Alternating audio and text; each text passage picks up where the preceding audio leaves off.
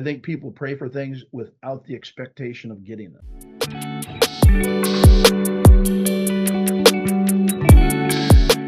Right? We expect something to fall out of the sky, right? Well, a lot of the times, prayers are answered by the people that are in our path. They come and validate things that are supposed to happen and that we prayed for, that we've asked for, that we've commanded that come our way. And everything in my life, I can contribute, attach somebody that helped me along the way, right? I didn't do any of this on my own, right? And I try to, in kind, live of myself, right? To help anybody I can. And when I got to meet you, it was again it was ordainedly designed, because literally over the last couple of weeks, another gentleman who my wife is a massage therapist. She does massage, and this gentleman has his own podcast, and it's on a different spectrum of what folks are talking about. I think it's important to understand this is that I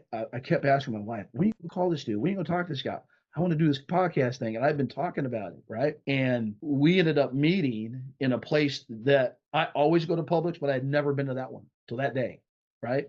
And we were trying to choose where to go, and literally I go back to situations that every decision doesn't seem like a big decision, right? That can become a critical decision. And being open, not to second guess yourself. I always say sometimes you got to dive in the deep end. Just go for it, right?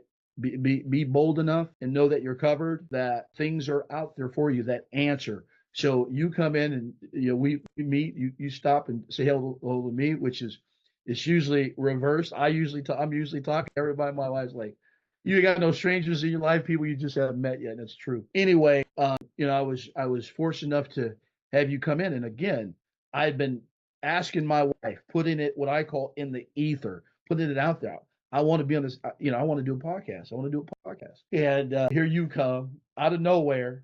Don't know you from Adam, right? And it's amazing how the human spirit is called situationally to engage with other humans. And I think that becomes part of the challenge we live with and operate in this world, is people are so afraid to put themselves out there.